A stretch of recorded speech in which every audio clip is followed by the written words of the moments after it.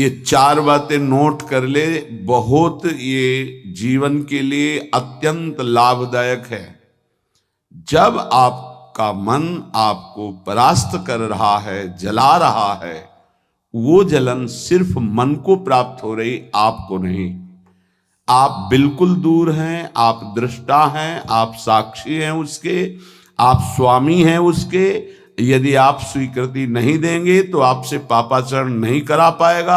आपको डरना नहीं कि अब मन में काम आ गया, क्रोध आ गया, अब तो मेरी दुर्गति हो जाएगी, बिल्कुल नहीं। ये चार बातें बहुत जल्दी मन को प्रभु में लगा देंगे। अगर आप पकड़ पावे, ना पकड़ पावे तो भोगे। फिर आपका मन आपको जलाएगा, फिर आप रोएंगे, चिल्लाएंगे, भागेंगे। कहां भाग के जाओगे? जो संसार में फंसे हुए जन है वो तो भाग के यहां आ रहे हैं श्री जी की शरण में। यदि आप अपने मन को संभाल नहीं पाए तो फिर कहां भाग के जाओगे? इन्हीं की शरणागति से तो निर्विकार हुआ जाता है, निश्चिंत हुआ जाता है, निर्भय हुआ जाता है। इनके चरणों को छोड़कर कहां निश्चिंतता होगी, कहां निर्भयता होगी? पहला, बिल्कुल ये जीवन की वो दवा है जिससे आप बिल्कुल ठीक हो जाएंगे यदि ये जीवन में उतार लें तो। हृदय में लिख लो, दिमाग में लिख लो, किसी नोटबुक में लिख लो, जो आप रोज स्वाध्याय करें। पहला, जहां जहां मन जाए, जिस वस्तु व्यक्ति स्थान में, तत्काल अपने प्रिया प्रीतम की भावना कीजिए। ये राधा वल्लभ लाल जी है। क्योंकि ये व्यक्ति पहले भी नहीं था, बाद में भी नहीं रहेगा। बीच में जो व्यक्ति दिखाई दे रहा है, ये व्यक्ति नहीं, मेरे प्रभु है। वस्तु नहीं, मेरे प्रभु हैं। ये स्त्री नहीं, ये प्रभु हैं। ये पुरुष नहीं, ये प्रभु है। ये पापी नहीं, ये प्रभु हैं। ये महात्मा नहीं, ये प्रभु हैं। मान लो, सवाल हल हो जाएगा। दूसरा, जहां जहां मन जाए वहां वहां मिथ्यात्व भाव करके, ये सब माया का विलास, राधा वल्लभ श्री हरिवंश, राधा वल्लभ।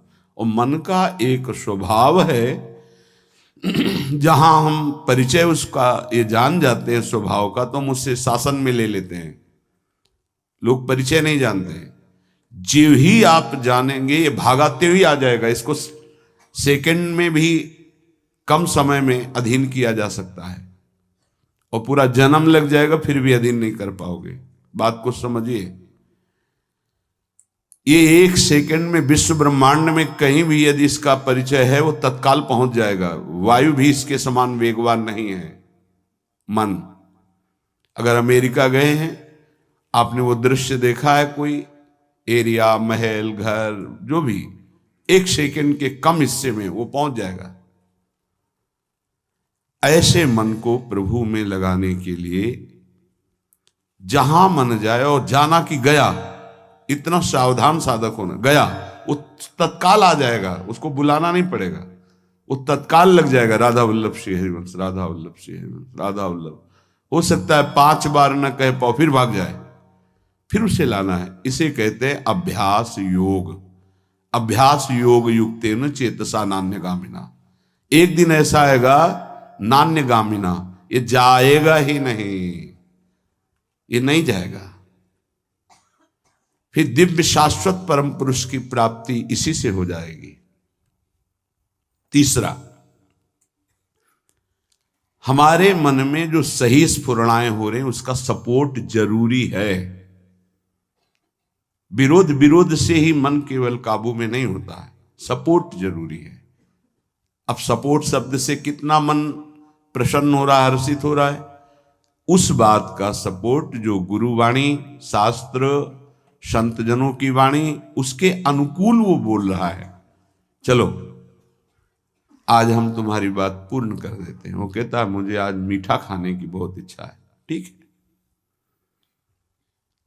हम श्री जी को भोग पधराते हैं, नाम कीर्तन करते हैं, आचमन कराते हैं, फिर उसको पा लेते हैं। बिल्कुल वो आपको भजन में विरोधी भाव नहीं पैदा करेगा। कहीं कहीं मन को सपोर्ट करना है, वो कहीं कहीं शास्त्र सम्मत गुरु आज्ञा के अंतर्गत। सपोर्ट जरूरी है, जरूरी है। बिल्कुल विश्वास मानिए, ये 4 बातें जो बता रहे हैं ये जीवन की धरोहर है जो आपको दे रहे हैं। चौथी बात, जो शास्त्र विरुद्ध दोष वाली सलाह दे रहा है, बिल्कुल नहीं, बिल्कुल नहीं, बिल्कुल नहीं। जैसे वो जरूरी है सपोर्ट, ऐसे बिल्कुल सपोर्ट नहीं, बिल्कुल सपोर्ट नहीं, बिल्कुल नहीं। अब वो आपको जलाएगा। जैसे सपोर्ट शब्द से हर्षित हो गया, ऐसे बिल्कुल नहीं शब्द से वो शोकित हो जाएगा। अब आपको उदास कर देगा। जब उदास वो होगा तो आप उदास हो जाएंगे, कहीं मन नहीं लगेगा। आपको लगता है अब तो जीवन बेकार हो गया। तो मन लगना ही जीवन है क्या? अरे अभी आप समझे नहीं। सोहम तवैव आश्रितः, मैं प्रियालाल के आश्रित हूं। तो तन वांग मनोभिर, अगर ये नहीं लग पा रहे हैं तो मैं स्वयं प्रियालाल के आश्रित हूं। ये मुझे कैसे भ्रष्ट कर सकता है?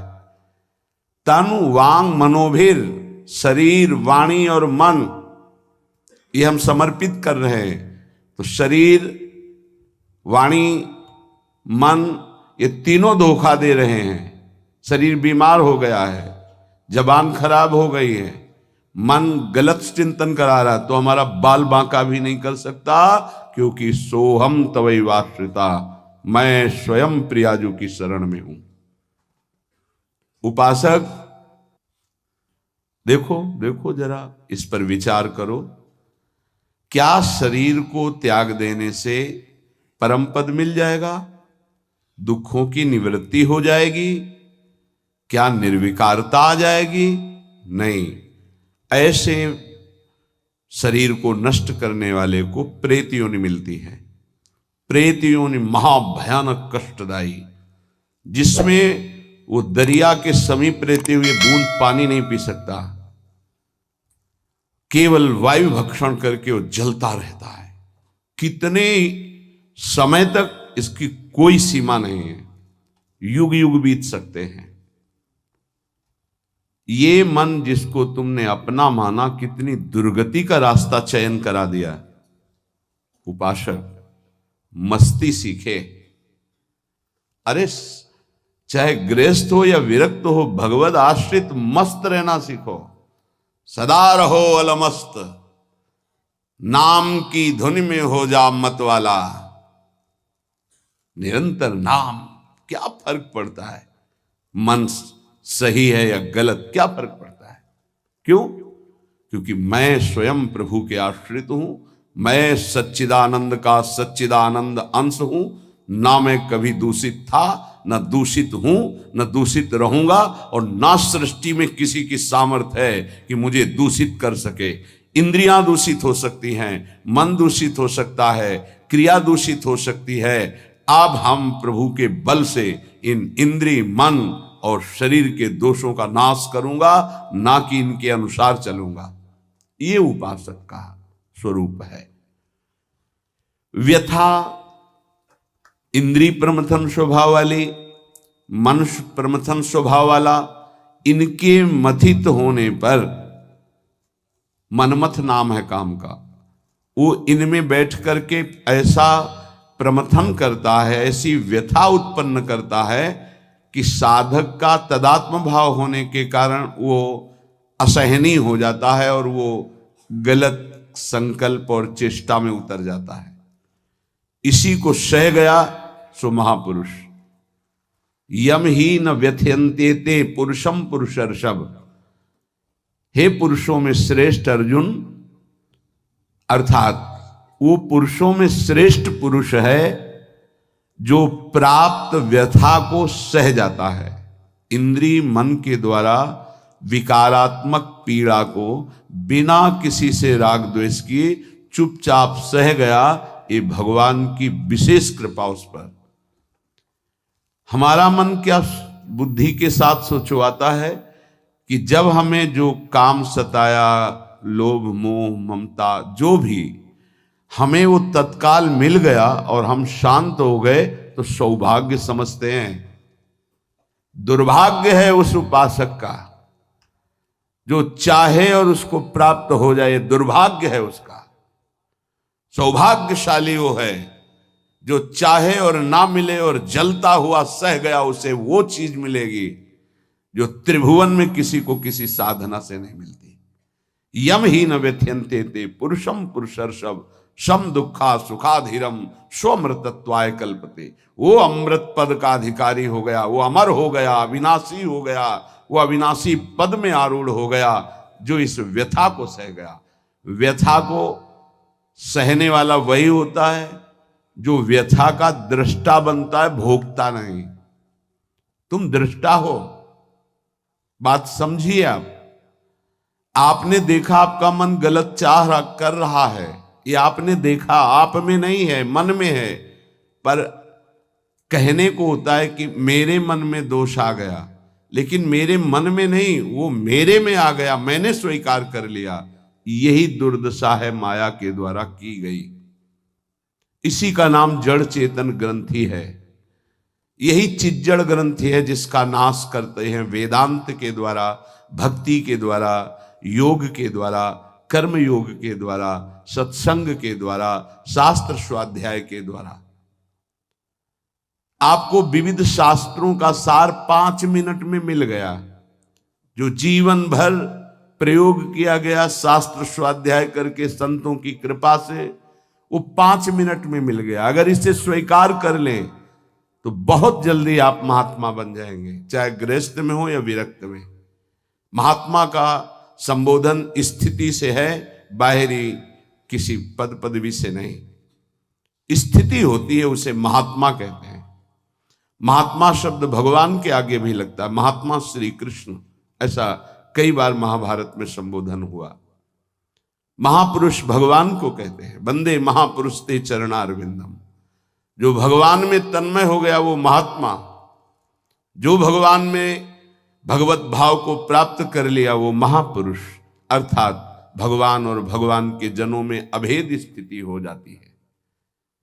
अगर ये आज जो चर्चा हो रही इसको आप अपने जीवन में नहीं धारण कर पा रहे तो दुर्भाग्य है, जलोगे, रोगे, परेशान कर देगा तुम्हें मन। इसको बहुत बार सुनना। एक एक शब्द ये अमृत है, ये जीवन का सार हम आपको बता रहे हैं। मन से लड़ने की ये युक्तियां हैं जिससे साधु अपने मन को भगवान में लगाकर शांत करता है। जब हमारा मन भगवन्मय होने लगता है तो उसमें भाव का प्रादुर्भाव हो जाता है। फिर ये जो अभाव है इसी से कामनाएं प्रकट होती हैं। शब्द को पकड़ना, मन में सुख का अभाव ही भोगों की कामना पैदा करता है। मन में भगवत भाव ही निर्विकारता की स्थिति प्रदान करता है। जब आप इन 4 सूत्रों का प्रयोग करके मन को भाव में ले आएंगे तो यही मन जो आपको रुलाता है यही नचा देगा। पायो जी पायो मैंने राम रतन धन पायो, नाच पड़ोगे कि वस्तु अमोलक दी मेरे सतगुरु, निष्दिन बढ़त सवायो, रात दिन आनंद बढ़ रहा है, सदगुरु ने निहाल कर दिया। किसी को ऐसा लगता हो कि हाथ रखने से ये विकार नष्ट हो जाते हैं, आज तक हमने कहीं शास्त्र में नहीं पाया ऐसा, कई संतों से ऐसा नहीं पाया। सबने उपदेश दे करके, कृपा शक्ति दे करके साधन में लगाया और उसको परिपक्व किया, उपासक को बलवान बनाया। अगर ये आशीर्वाद से होता तो उपदेश ना देकर सबके हाथ माथे पे रख देते, भगवान सबका मंगल करें, सब निर्विकार हो जाएं। कभी ऐसा नहीं हुआ है, ना ऐसा हो सकता है। हम जब संतों के वचन पर श्रद्धा करते हैं और उसको स्वीकार करके आचरण में लाते हैं तो वही आशीर्वाद हो गया कि हमारा पुरुषार्थ सार्थक हो गया। हमारा प्रयत्न गुरुदेव के वचनों के अनुसार, प्रयत्न की शक्ति गुरु कृपा, तो आगे जो भक्ति का रंग वो गुरु कृपा, मोक्ष जो वो गुरु कृपा, भगवत साक्षात्कार गुरु कृपा। पर उसमें हमारी पूरी शक्ति उनकी आज्ञा पालन में लगी है, इसीलिए प्रधान कृपा हमारी हुई। हम प्रधान कृपा अपने ऊपर नहीं करते, और तो सहायक कृपा सब है। भगवान की कृपा मानव देह मिला, सत्संग मिल रहा है। गुरु की कृपा स्वीकार किया, मंत्र दिया, नाम दिया, उपदेश कर रहे हैं। शास्त्र कृपा हमें सुलभ मार्ग, भगवत मार्ग, उससे नाना प्रकार के बचाव पक्ष की बातें, उसमें आसक्त होने की बातें दोनों बताई गई। परमार्थ में कैसे आसक्त हुआ जाता है, परमार्थ में कैसे बचा जाता है, शास्त्र कृपा भी है। अपनी कृपा हम नहीं कर पा रहे हैं। अपनी कृपा, अब हमको इस संसार समुद्र से मुक्त होना है, डूबना नहीं, इसमें पार जाना है। अब मुझे वही करना है जो मेरे गुरुदेव कहते हैं, शास्त्र कहता है। अब इसके विपरीत नहीं, ये अपने ऊपर कृपा हो गई। कोई बिरला समझ पाता है गुरु कृपा को।